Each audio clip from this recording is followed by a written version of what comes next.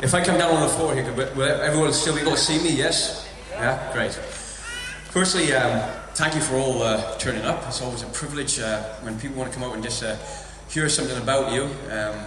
But God always has a way of keeping you humble and keeping your feet firmly flat on the floor. So believe you me, I will not leave here with an inflated head. What I always found strange, or what struck me, is that about 25 years ago, I actually started my training here down in Browning Barracks, and I joined the parachute regiment.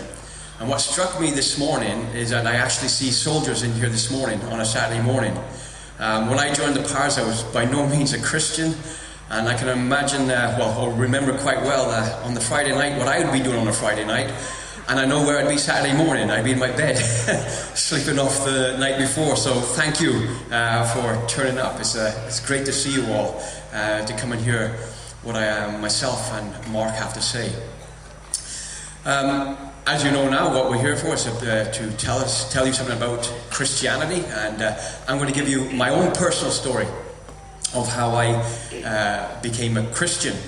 And it started probably about 17 years ago when I actually became a Christian, but obviously what was my life before that? I was actually born in South Wales, and when I was about 4 or 5 years old, my parents immigrated to Canada. And I grew up in Montreal, in Canada, and that's where most of my formative years were up until I was 18. And my parents were Christians. They would drag me to church every Sunday. I was a very outdoors person. I loved sports. I loved hunting, fishing, all those type of things.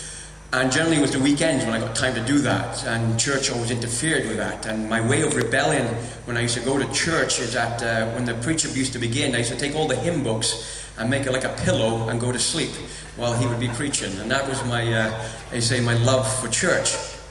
And so actually when I became 18, I became an adult, a legal adult. I could make my own decisions, and I decided that I would leave home and actually go and join the army. And that's what I did. I left Canada and I flew over to the United Kingdom. I still had a British passport, and I went to a careers information office and signed up.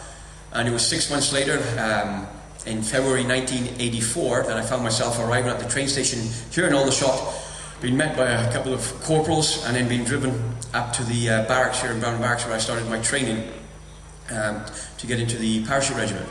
Of course, some of you may have been through that here, some of you may be parents here this morning, I don't know, but we all know that's not a piece of cake to do. And I was quite proud, actually, at the end of 6 months that I was passed out with my platoon, and then got posted to my battalion, which was 2-Par, which then was actually at that time across the road up in Normandy Barracks. So I didn't have that far to go.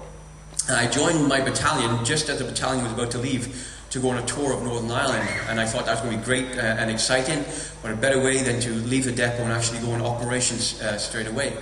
And that's what happened. I went down to South Armagh and Crossmaglen, and I did my first of many tours of Northern Ireland, down on the what at that time called Bandit Country.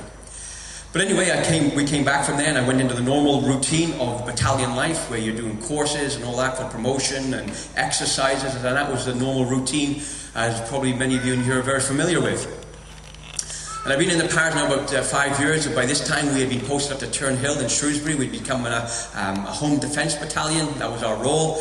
And so we're up there, and life was getting pretty boring and tedious, especially if you're a paratrooper. Home defence really doesn't ring well with me at that time of being a paratrooper. That's not what paratroopers are about, home defence. So I was walking from the company offices back up to the block, and I bumped into a friend of mine who I hadn't seen for a while. And I said, where have you been? And he said, I've been on selection. And you'll have to understand, I wasn't very knowledgeable of the wider British Army. I came over from Canada. I saw the Pars on the news in the Falklands War. Somebody showed me a video of the TV series called The Pars. So really, I was pretty one-dimensional in my outlook on the British Army. And so he started telling me what selection was all about. And as soon as he was talking, I knew straight away, that's where I've got to be. That's where I belong. And so I put my name in for selection, and in January 1989, I found myself with about 120 and about 130 others in Hereford, ready to start the process of selection to get into the SAS. Again, another 6 months process or thereabouts, and again at the end of that 6 months there was 19 of us left, and again I was very proud to be one of those 19 who actually then got badged and then posted to a squadron. Myself, I went to D Squadron, and I went to Mountain Troop. That's the troop I got put in. And straight away, like normal things, no difference in the SAS. It's training and courses and exercises, and that became my life. But of course, you opened up to a whole new variety of skills that you need to conduct yourself within the regiment. That's operationally, whether with weapons, communication systems, demolitions, whatever it may be, and the skills that you need to employ them on the ground.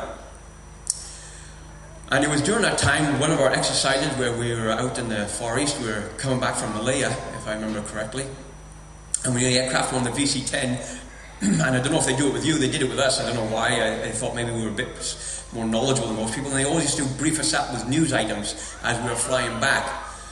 And on this one particular occasion, they gave us a news flash that obviously came through the BBC that Saddam Hussein had invaded Kuwait. And to most of us on the plane, it meant nothing. We just thought it was another Middle Eastern problem that in a few months it would blow over, and somebody else would be in charge, and that would be the end of the matter. But as we know, that didn't develop that way, and within a couple of months arriving back in the UK, we found ourselves out in, I think it was Oman, ready for the build-up training, and then eventually in Saudi Arabia before actually deploying on operations into Iraq itself. Now for us, the war started when the air war started. That's when we actually infiltrated into the enemy lines on the 9th and the 16th of January. We found where the OP positions were for the Iraqis along the border, and we actually picked a spot between the two in a bit of dead ground and actually drove straight through into Iraq. And that's where we started our operations, which was to interdict anything of any military value in the western desert of Iraq.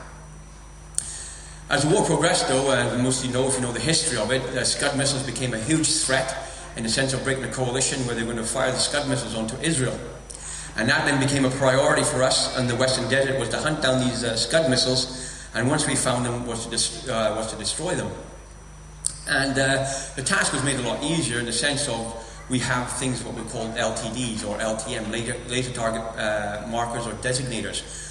And once you found one of these things, you could sit about maybe 4 or 5 kilometers away, point this machine at it, fires an invisible laser light, and it'll hit the object, and of course you have an aircraft flying above you with a laser guided bomb.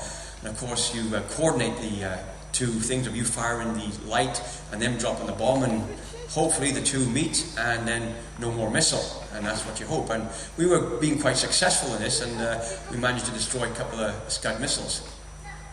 One day though, we were driving through the desert, and we came across a position that we knew was of interest, and so we got some aircraft. We called back and said we need some aircraft, and we need to deal with this position.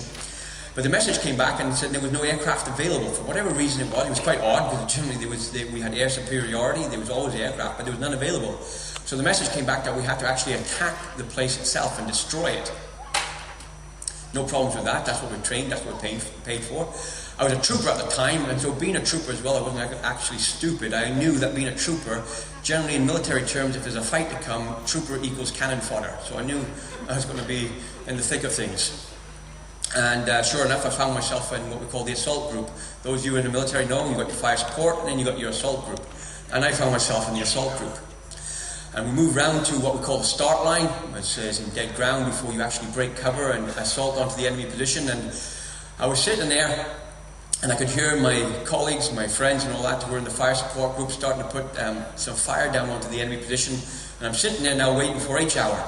And already now we've been at war for 3 weeks, and I knew by this time some of my friends had been killed, some had been wounded, some had been captured. You're all very familiar with the books Bravo Team Zero and the one that got away. Those were all good friends of mine.